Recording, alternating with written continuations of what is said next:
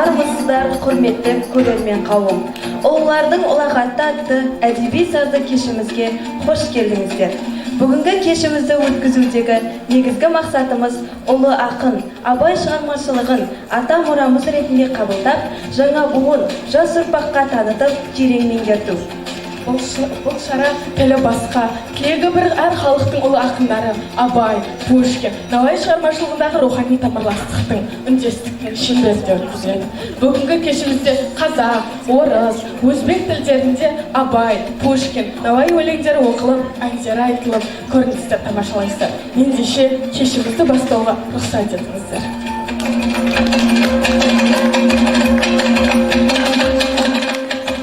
Көп адам дүниеге бой алдырған, бой алдырып аяғын көп шалдырған, өлді деуге болама, ойлаңдаршы, өлмейтұғын артына сөз қалдырған.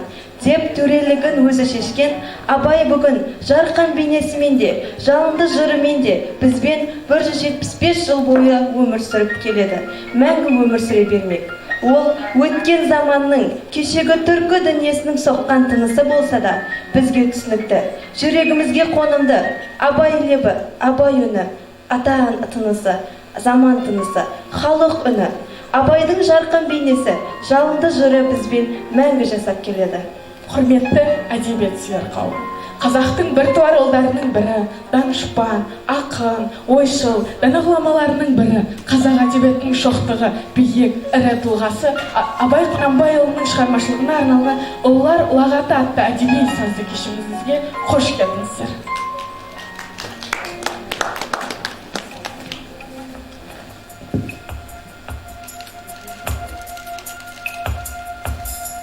Жүрегімнің түбіне терең бойла, мен бір жұмбақ адаммын, оны да ойла. Соқпақ балы соқпақсыз жерде өстім, мың мен жалғыз алыстым, кінә қойма.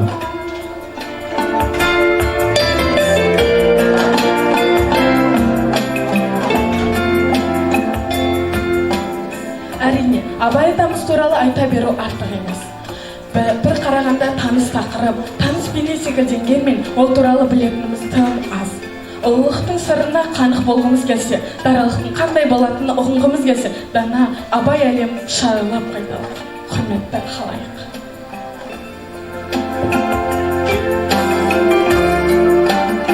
Ендігі кезекті Абайдың өмірі мен шығармашылығына байланысты диалог сұхбаттарға берсек. Біз отқан көрермендерге Абайдың өмірінен сұрақтар береміз. Абайдың алғашқы өлеңдерін қай ақынның атынан жариялап отырды?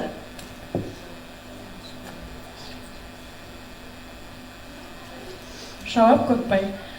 Абай туралы ең алғаш мақала жазған кім?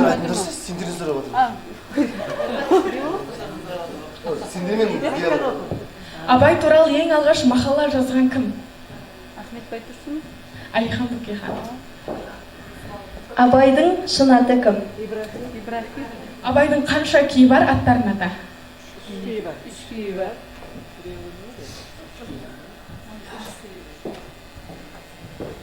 Тоғжанға майытыны Абайдың шелдірмесі.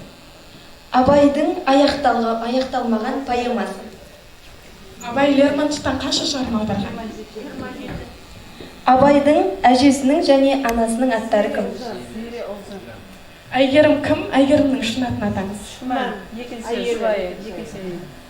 Абай жолы романы кім жазған? Мұхтар Әуезов.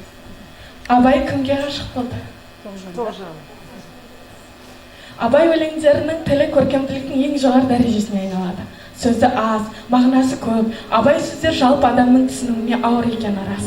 Бірақ ол ауырлықтың Абайдың жазылмағандығынан емес, тыңдаушылардың түсінерлік дәрежесінің төмендігінен. Өз уақытында тыңдаушы таппаған Абай Құнанбайұлы талай қиынды. Бүгінгі таңда біз Абай арман еткен көзі ашық, көкірегі ояу қазақпыз. Ендеше Абай өлеңдерінің өз дәрежесінде қабылдай білуге міндеттіміз. Кезекті ұлы ақынның өз өлеңдеріне берелік.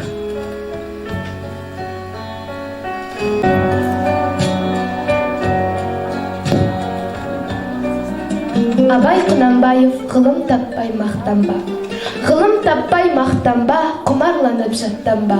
Ойнап босқа кіруге, бес нәрседен қашық бол, бес нәрсеге асық бол. Адам болам десеңіз, тілеуің өмірің алдында, оған қайғы жесеңіз. Өсек өтірік мақтаншақ, еріншек бекер мал шашпақ, бес дұшпаным білсеңіз, талап еңбек терең ой, қанағат рақым ойлап қой, бес асыл іс көнсеңіз. Жамандық көрсең нәфратлі, оны ойға жисаңыз. Суытып көңіл тыйсаңыз, оны ойға жисаңыз. Ғалым болмай немене, балалықты қисаңыз. Болмасаңда ұстапақ, бір ғалымды көрсеңіз. Ондай болмақ қайда деп, айтпа ғылым сүйсеңіз. Дүниеде өзі малдызы, ғылымға көңіл бөлсеңіз. Білгендердің сөзімен, махаббатпен ерсеңіз. Абай Құнанбаев, әсемпаз болмай әрнеге. Әсемпаз болмай әрнеге. Өнерпаз болсаң арқалан, сен де бір кірпіш неге. Кетігін тапта бар қалан. Қайратпен ақыл жол табар, қашқанға да қуғанға, әділет шапқан кімде бар, сол жарасар туғанға. Бастапқы екеу соңғысыз, біте қалса қазаққа, алдың жалын артыңыз барар едің қай жаққа. Пайданы көрсең басырып, мақтанды іздеп қайғалма, мініңді ұрлап жасырып, майданға түспей бәйгалма. Ақырын жүріп анықпас, еңбегін кетпес далаға, ұстаздық еткен жалықпас, үйретуден балаға. Жасымда ғылым бар деп ескермедім, пайдасын көре тұра тексермедім. Ер жеткен соң түспеді уысыма, қолымды мезгілінен кестермедім.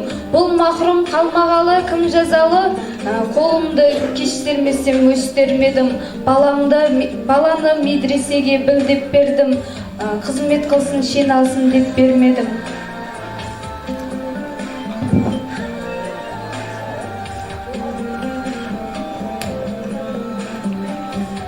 Құлақтан кіріп бойдалар, жақсы әнмен тәтті күй, көңілге түрлі ой салар. Әнді сүйсең менше сүй, дүние ойдан шығады. Өзімді өзім ұмытып, жүрегім әнді ұғады, жүрегім бойды жылытып.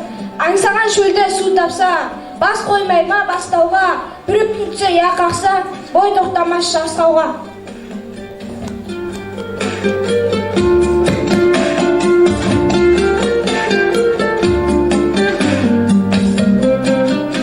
Тұрған Абайдың суретіме, өлең сөздің ұқсаған құдіретіне, ақыл қайрат білімді тең ұстаған қарсы келер Абайдың кім бетіне. Ақын атын таратқан әрбір тұсқа, соңғыларға қалдырған үлгі нұсқа, арғын найман сөзіне таңырқаған қандай арман бар дейсің бұл туыста.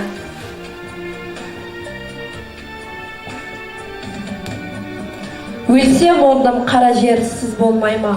Өткір тіл бір ұялшақ қыз болмай ма?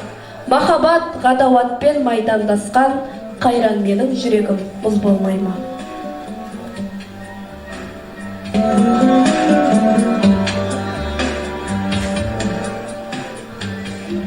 Ендігі кезекті Абайдың қара сөздеріне береміз. Кімде-кім жақсыдыр, жамандыр, оны ғибадаттан тыюға аузымыз бармайды. Әйтеуір жақсылыққа қылған ниеттің жамандығы жоқ қой дейміз. Ләкин сондай адамдар толымды ғибадаттың ғылымы жетпесе де қыла берсе екен. Бірақ оның екі шарты бар. Әуелі соны білсе екен. Әуелі иманның иғтиқатын мақкамелік керек. Екінші, соны үйреніп жетпегенше соны қоймаса керек. Кімде-кім ескерусіз, күзетшісіз иман тұрмайды. Күзетшісіз иманда тұрмайды. Сондықтан оны жыртысын салғанға ұқсайды. Абай Құнанбаевтың 16-шы қара сөзі, 1893 жыл. Қазақ құлшылығын Құдайға лайық болса екен деп қамшымайды. Тек қана жұрт қалғанды қылып, жығылып, тұрып жүрсек дейді. Саудагер несиесін жия келгенде тапқаным осы, біттім дейді.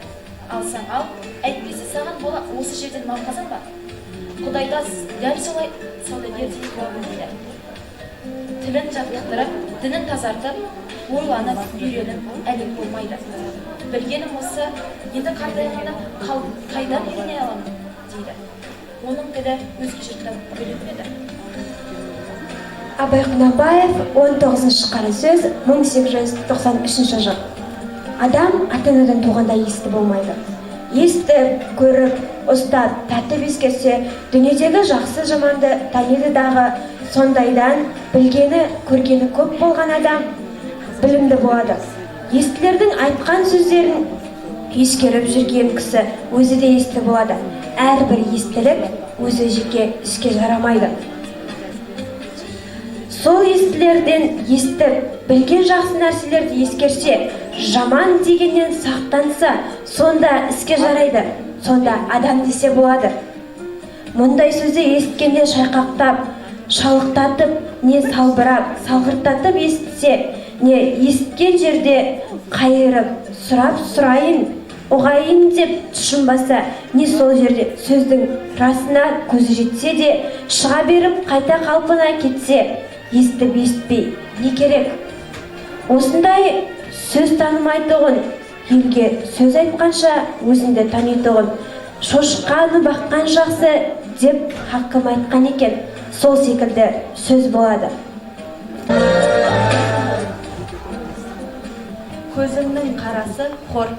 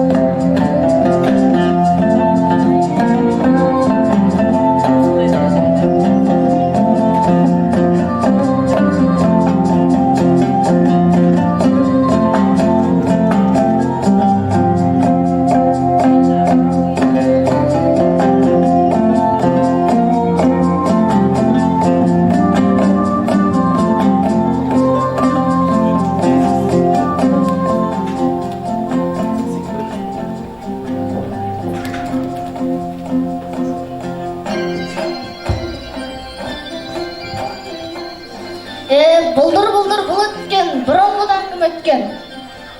Иә, бұрынғыда кім өткен ей? Әй, Ұлжан, өзің айтшыш балана.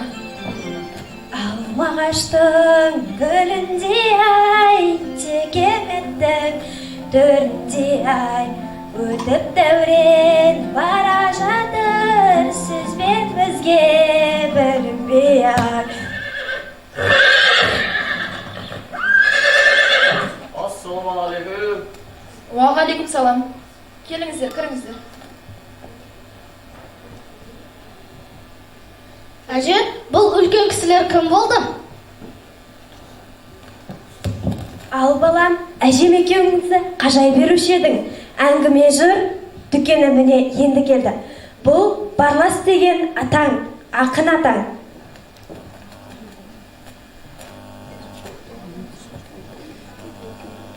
Келіңіздер, қонақ болыңыздар.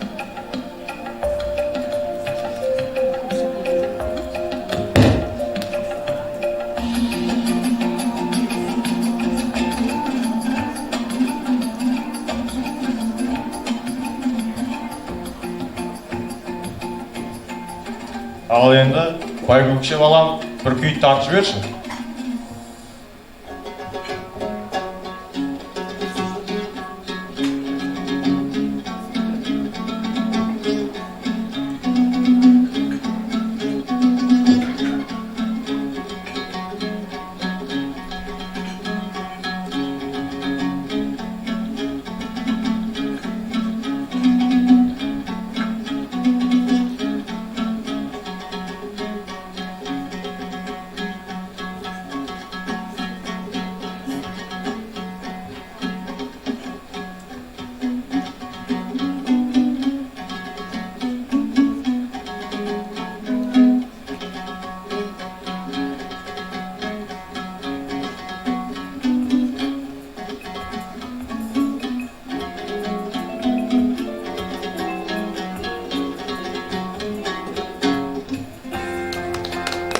Ал енді, сіздер қайта үйге.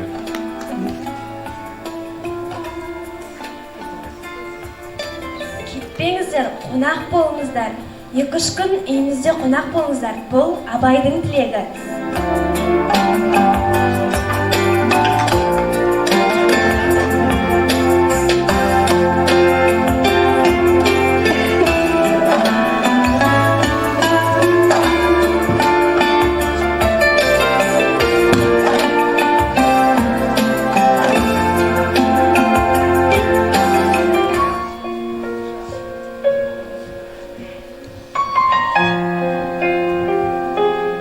Жырау, ер жетесің.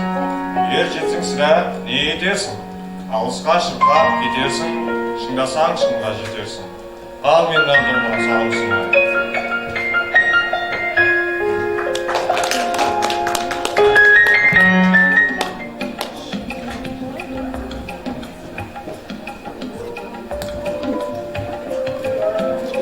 Абай мың қырлы, мың тәлімі бар ақын.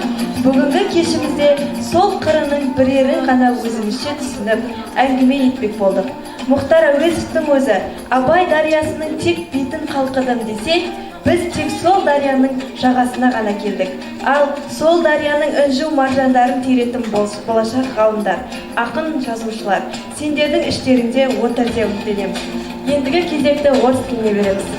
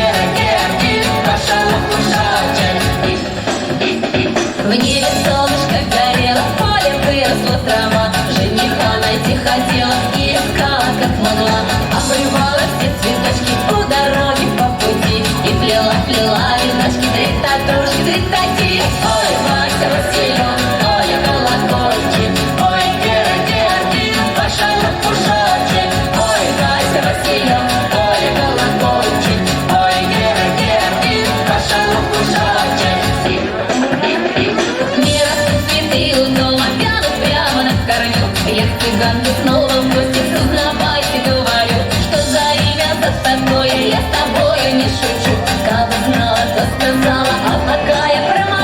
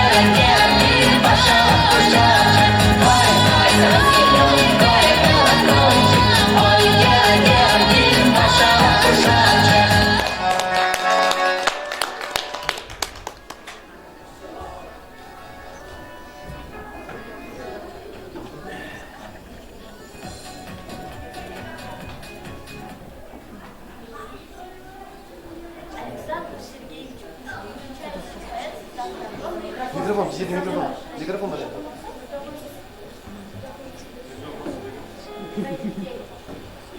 занимающие достойные места по русской литературе. И вот творчество охватывает аудиторию всех. Я помню чудные мгновения. Передо мной явилась ты, как мимолетные видения, как гений чистой красоты. В томлениях, в грусти безнадежной, в тревогах шумной суеты звучал мне долго голос нежный, и снились милые черты.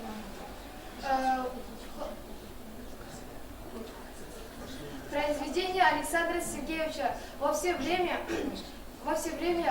входил в школьную программу, и не зря. Это его... Я памятник себе воздвиг, нерукотворный. К нему ненародная толпа. Вознесся бы он главою непокорным Александровского столпа. Нет, ведь я не умру. Душа в заветной лире. Мой прах переживет видение лежит.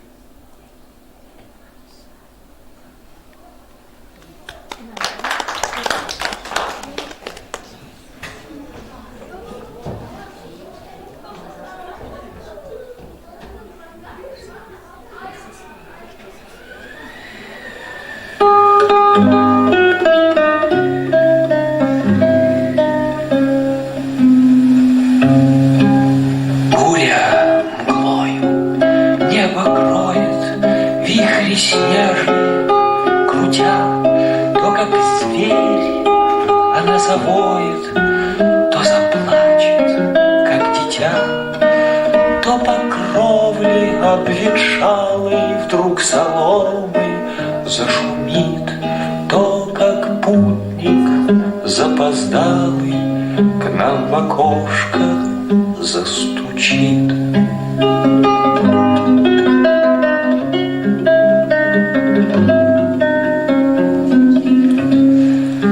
Наша ветхая лачушка и печальна, и темна. Что же ты, моя старушка, приумолкла у окна? Или бури завыванием ты, мой друг, утомлена? Или дремлешь под жужжанием своего веретена? Выпьем, добрая подружка, бедной юности моей, выпьем с горя, где же кружка, сердцу будет веселей. Спой мне песню, как синица тихо за морем жила. Спой мне песню, как девица за водой поутру шла.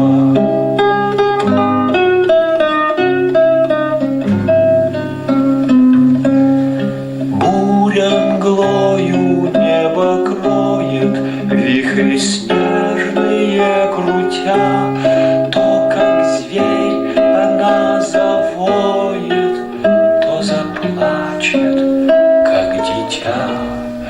Выпьем, добрая подружка, бедной юности моей, выпьем с горя, где же кружка, сердцу будет веселей.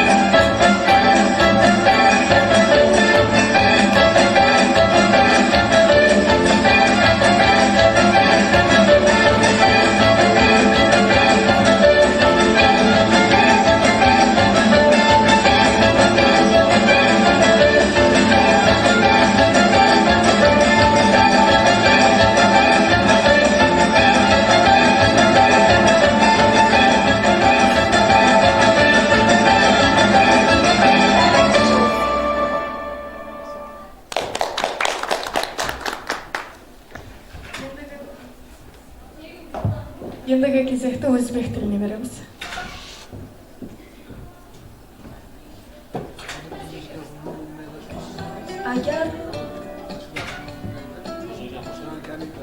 Agar bu ulug' zotni avliyo desak, avliyolarning avliyosi, mutafakkir desak, mutafakkirlarning mutafakkiri, shoir desak, shoirlarning sultonidir deb birinchi prezidentimiz Islom Karimov aytganlaridek, o'zbek xalqining buyuk shoiri, mutafakkir Alisher Navoiy tavalludiga bag'ishlangan tadbirlar yurtimizda keng nishonlanib, bobomiz merosi keng targ'ib qilinishi biz yoshlarni ushbu merosdan yana bir bor bahramand bo'lishga chorlaydi.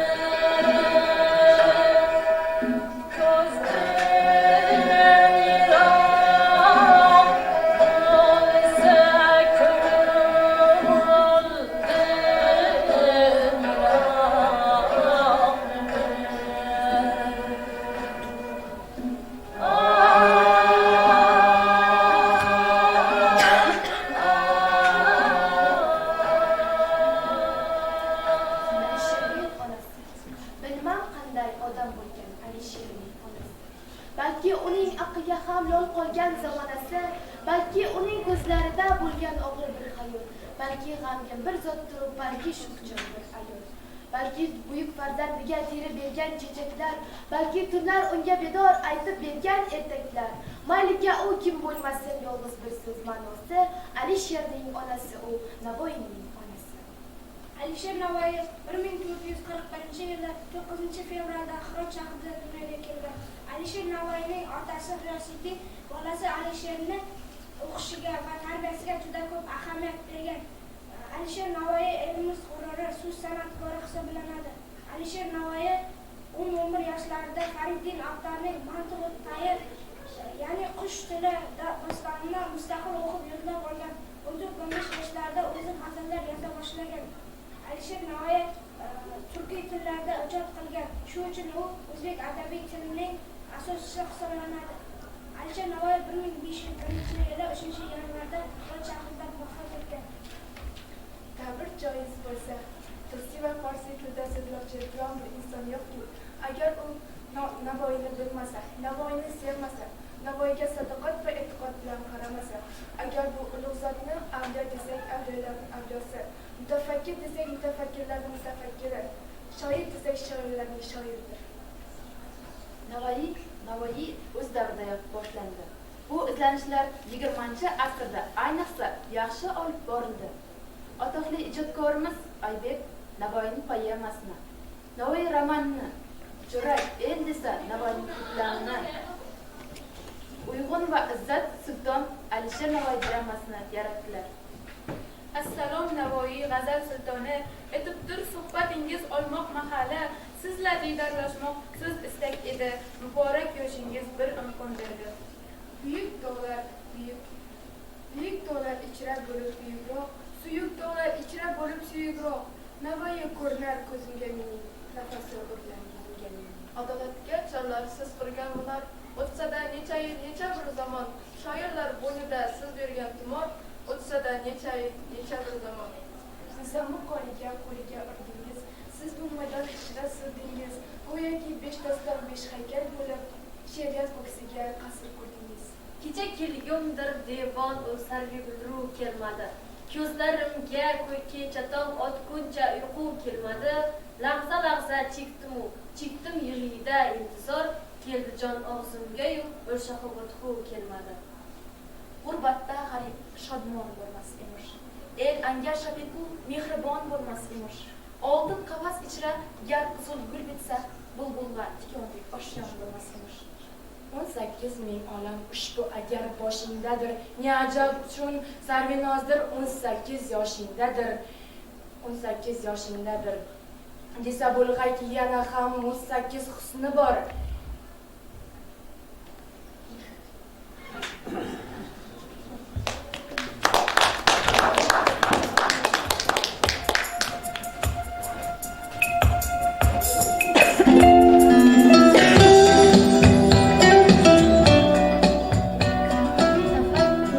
Tobiga chiqmoq istasang, umring tilab qo'l cho'zgan imkon navoiy, go'zallikning mevasi ko'kdan tushmagay, turkiy tilda bol bergan bonbon navoiy. O'qingga ming rahmat o'qiganlar aytsin, so'z ila el qadriga qalqon navoiy, 500 yillar 5000 bo'p kelgaydur illo, asrlarni qotirgan davron navoiy. Endigi navbatda sahna ko'rishga beramiz.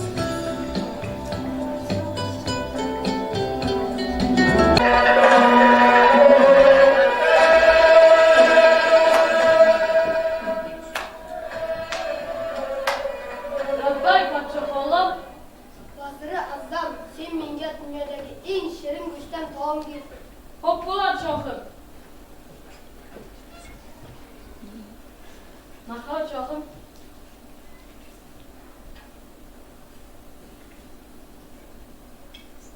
Endi sen menga dunyodagi eng achchiq go'shtdan taom keltir. Xo'p bo'ladi.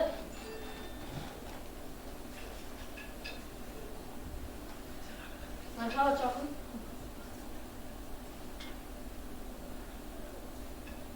Vaziri Azam, sen menga nima uchun achchiq taomga ham, shirin taomga ham tildan taom tayyorlab keltirding? Shohim, shohim, shirin so'z ham, achchiq so'z ham o'sha tildan chiqadi. Boshqa bola tildan degandir.